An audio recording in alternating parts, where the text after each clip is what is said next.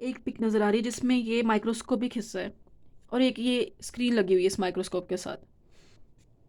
ये एक पूरा एक इंस्ट्रूमेंट है जिसे हम कोल्पोस्कोप कहते हैं। ये कोल्पोस्कोपी में यूज़ होता है। ये कैसे यूज़ होता है कि पेशेंट लैथोटमी पोजीशन में लेटा हुआ है और हमारा टेक्नीशियन इस माइक्रोस्कोप से अंदर देख रहा है। पेशेंट का वजाइना हमने डायलेट किया हुआ है और पेशेंट सर्विक्स को देख रहा है और उससे आगे ये यूट्रस है। यूट्रस में ये लाइट नहीं जा रही। यूट्रस में हमें पता है कि यूट्रस की एग्जामिनेशन करनी हो तो हम हिस्ट्रोस्कोपी करते हैं, जो एंडोस्कोप है। और लेकिन ये सर्विक्स की एग्जामिनेशन के लिए हम इस माइक्रोस्कोप का यूज़ कर रहे हैं, तो इसे हम कहते हैं कोल्पोस्कोप। इस इंस्ट्रूमेंट में दो आईपीस होते हैं। ये एक बाइनोकुलर माइक्रोस्कोप है जिसमें जो लाइटेड माइक्रोस्कोप है, लाइट आगे से शुआएं जाती हैं जो ऑब्जर्व कर रही होती हैं। 20 सेंटीमीटर के डिस्टेंस पे सर्विक्स के एक्सटर्नल उससे 20 सेंटीमीटर के डिस्टेंस पे ये लेंस होता है जो कि देखते हैं अंदर की तरफ लाइट डाल के। ये हमारे टेक्नीशियन के लिए यहाँ दो आई पीस होते हैं। ये एक कॉर्पोस्कोप है। कॉर्पोस्कोप किन चीज़ों को ऑब्जर्व करता है? यूट्रस से नीचे वाला सारा हिस्सा है। सर्विक्स, असल में ये सर्विक्स ही ऑब्जर्व कर सकता है। वजाइना अगर मजबूरी है हमारी, और वल्वा को ये नहीं कर सकता वैसे आमतौर पे, क्योंकि केराटिनाइजेशन होती है वहाँ पे वल्वा के एपिथेलियम में, तो हम कुछ ऑब्जर्व कर नहीं पाते। और डीप सीटेड वेसल्स होती हैं। कोल्पोस्कोपी करते कैसे हैं? पेशेंट लैथोटमी पोजीशन में लेटता है जैसे यहाँ लेटा हुआ है। फिर हम उसके वल्वा को देखते हैं। वल्वा पे कोई लियन तो नहीं है? नहीं। फिर हम उसके वजाना को स्पेकुलम से डायलेट करते हैं और सर्विक्स से फिर 20 सेंटीमीटर के डिस्टेंस पे ये इंस्ट्रूमेंट सेट किया गया है। ये पूरा का पूरा, वैसे ये पूरा उस तरह है जिस तरह नज़र आ रहा है हमें कि ये स्क्रीन भी है और ये सब कुछ है। हमें बस वो हिस्सा दिखा रहे हैं माइक्रोस्कोप वाला ताकि आसानी हो कि सेट किया गया है। अब टेक्नीशियन यहाँ से देखते हैं। सर्विक्स के एक्सटर्नल ओस से 20 सेंटीमीटर के डिस्टेंस पे लाइट जा रही है। अब हमने सर्वाइकल ओस देखा, एक्सटर्नल ओस देखा। अब देख वैसे सबसे पहले वो देखता है कि कोई, सबसे पहले ऑब्जर्वेशन क्या होती है, कोई डीप, कोई एबनॉर्मल वेसल्स तो नहीं नज़र आ रही, कोई मोज़ेक पैटर्न तो वेसल्स का नज़र नहीं आ रहा, कोई रेड पंक्चुएशंस तो नहीं नज़र आ रही, कोई स्पॉट्स तो नहीं नज़र आ रहे। ये हमारा सबसे पहला होता है। कोई लियंस तो नहीं नज़र आ रही, ग्रोस अगर हमें ना नज़र आए। फिर ब्लड वेसल्स को देखने बाद, उसके बाद ये हमने वेसल्स देखी सबसे पहले। उसके बाद म्यूकस का स्वैब लिया, सर्वाइकल म्यूकस का। फिर हमने उस स्वैब ले लिया। अब हमने म्यूकोसा को साफ़ किया सेलाइन से, और फिर अब सही से स्क्वेमो कोलम्ना जंक्शन विजिबल हुआ, तो स्क्वेमो कोलम्ना जंक्शन को ऑब्जर्व किया। ऑब्जर्व करने के बाद हमने वहाँ पे एस्टिक एसिड, 5% एस्टिक एसिड का सोल्यूशन वहाँ पे पेंट किया, डाला। तो जो एबनॉर्मल सेल्स थे जो हमें ग्रोसली नज़र नहीं आए, तो वो वाइट हो जाते हैं। उनको एसिटोवाइट कहते हैं, एसिटोवाइट स्टेनिंग। एबनॉर्मल सेल्स की एसिटोवाइट स्टेनिंग हो जाती है क्योंकि उनमें पिगमेंट, ओ प्रोटीन, उनमें क्या हो जाता है, वो प्रेसिपिटेशन, वो एसिटोवाइट इसलिए हो जाते हैं क्योंकि उनमें प्रोटीन्स की प्रेसिपिटेट्स हैं, तो उन पे जब एसिटिक एसिड डाला तो वो वाइट हो गए, फिर इसका मतलब कोआगुलेट हो गए। और फिर जो हमें एसिटोवाइट एरियाज नज़र आते हैं वो एबनॉर्मल एरियाज हैं, हम उनकी बायोप्सी ले लेते हैं। ये इसका मेजर तरीका होता है। ये एक नॉन इन्वेसिव सा प्रोसीजर है जो 10 से 15 मिनट में होता है, कि एक पेनलेस प्रोसीजर है। नॉन इन्वेसिव शायद ये नहीं है, लेकिन ये एक पेनलेस प्रोसीजर है जो आराम से ऑफिस में हो जाता है, और इसको 10 से 15 मिनट ही लगते हैं। कुछ जगहों पे लिखा है कि 3% एसिटिक एसिड यूज़ करते हैं, कुछ जगहों पे लिखा है 5% एसिटिक एसिड यूज़ करते हैं, कुछ जगहों पे लिखा है कि acetic acid and Lugol's iodine solution use करते हैं। बस ये ज़्यादातर जगहों पे एसिटिक एसिड ही लिखा है, जिसकी वजह से एसिटोवाइट स्टेन हो जाता है एबनॉर्मल एरियाज़ का। सर्विक्स पे हमें क्या एबनॉर्मल नज़र आ सकता है? पहले नॉर्मल की बात करते हैं। वैसे तो हमें ब्लड वेसल्स एबनॉर्मल, फिर नॉर्मल में तो एबनॉर्मल ब्लड वेसल्स नहीं होंगी। नॉर्मल में हमें कोई ग्रोस लियन नहीं मिलेगी। उसके अलावा हमें जो स्क्वेमा कोलम्नर जंक्शन है उसमें ऊपर कोलम्नर एरिया होता है, नीचे स्क्वेमस एरिया होता है सर्विक्स में। तो जो कोलम्नर एरिया होता है उसमें रेड ग्रेप लाइक लियंस होती हैं, रेड ग्रेप लाइक सेल्स होते हैं, क्लस्टर्स होते हैं जिनमें फरोज होती हैं। वो रेड ग्रेप लाइक स्ट्रक्चर्स हैं with furrows. Columnar area red grape like structures पे कंसिस्ट करता है, red grape like structures with furrows. और जो स्क्वेमस एरिया है नीचे वाला, वो ग्रे वाइट एरिया है।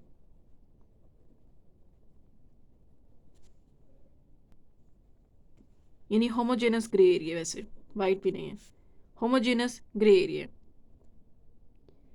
अगर हम सर्विक्स एग्जामिन करें बगैर किसी स्टेनिंग के, वैसे ही बस देखें, तो जो कलमना एरिया होता है वो रेड ग्रेप लाइक स्ट्रक्चर्स पे होता है जिनमें फरोज होते हैं, और नीचे वाला जो स्केमस एरिया होता है वो होमोजेनस ग्रे होता है। कलमना एरिया ऐसा दिखेगा और ये हमें ऐसा दिखेगा।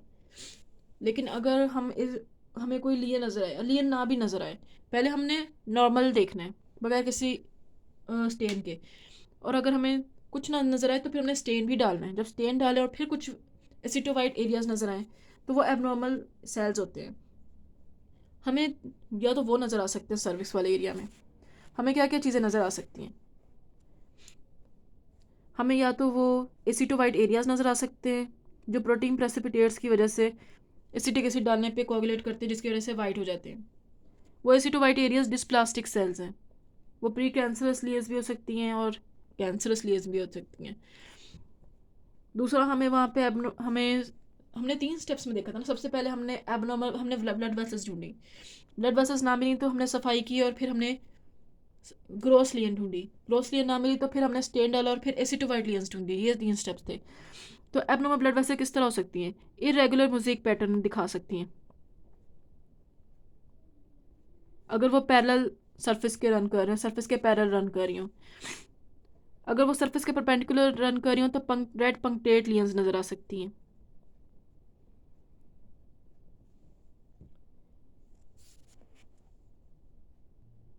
अगर कोई इन्वेसिव कैंसर हो तो फिर हमें कोमा शेप्ड या कॉर्कस्क्रू शेप नज़र आ सकती हैं।